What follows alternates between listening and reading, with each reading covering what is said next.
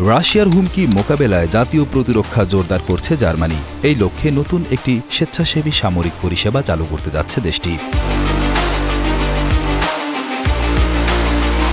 গত বৃহস্পতিবার জোট সরকারের শরিকরা এই সংক্রান্ত একটি খসড়া বিলে সম্মত হয়েছেন। এই পদক্ষেপের মাধ্যমে জার্মানদের বাধ্যতামূলকভাবে সেনাবাহিনীতে যোগদান পুনরায় চালুর পথও খুলে গেল।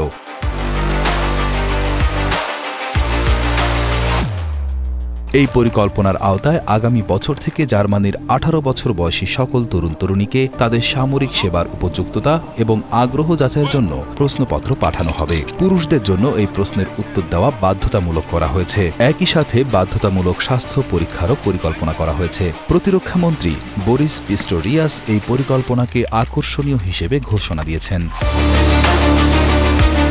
বার্লিনে এক সংবাদ সম্মেলনে জার্মান প্রতিরক্ষা মন্ত্রী জানান, যারা স্বেচ্ছায় সামরিক বাহিনীতে যোগ দেবেন তারা মাসে প্রায় 2600 ইউরো বা প্রায় 3,68,000 টাকা আয় করবেন। চাকরির সময়কালের উপর ভিত্তি করে গাড়ি বা ট্রাকের ড্রাইভিং লাইসেন্সের জন্য ভর্তুকিও পাবেন তারা।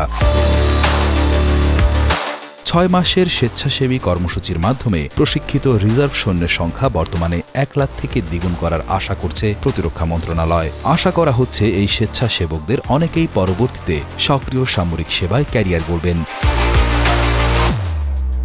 রক্ষণশীল CDU floor leader Jason span জানিয়েছেন, জার্মানির সংবিধান অনুযায়ী শুধু পুরুষদেরই সামরিক সেবায় বাধ্য করা যায়। প্রতিরক্ষা মন্ত্রী পিস্টোরিয়াস জানান, তাদের লক্ষ্য হল 2027 সালের গ্রীষ্মের মধ্যেই 1 বছরের সমস্ত তরুণকে পরীক্ষা করার জন্য প্রস্তুত করা। তিনি উল্লেখ করেন, ফ্রান্স এবং যুক্তরাজ্য সহ অন্যান্য দেশ জার্মানির এই আধুনিক মডেলটি পর্যবেক্ষণ করছে এবং এটি অন্য দেশের জন্য উদাহরণ হতে পারে।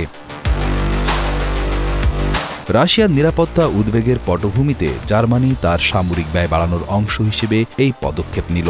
2030-এর দশকের মধ্যে ন্যাটোর নতুন লক্ষ্যমাত্রা পূরণে সক্রিয় সৈন্যের সংখ্যা 1,80,000 থেকে বাড়িয়ে 2,60,000-এ উন্নীত করতে চায়। উল্লেখ্য, জার্মানি 2011 সালে তাদের পূর্ববর্তী বাধ্যতামূলক সামরিক পরিষেবা কর্মসূচি বাতিল করেছিল এবং এরপর থেকে দেশটি সৈন্য সংগ্রহের লক্ষ্যমাত্রা পূরণে হিমশিম খাচ্ছিল।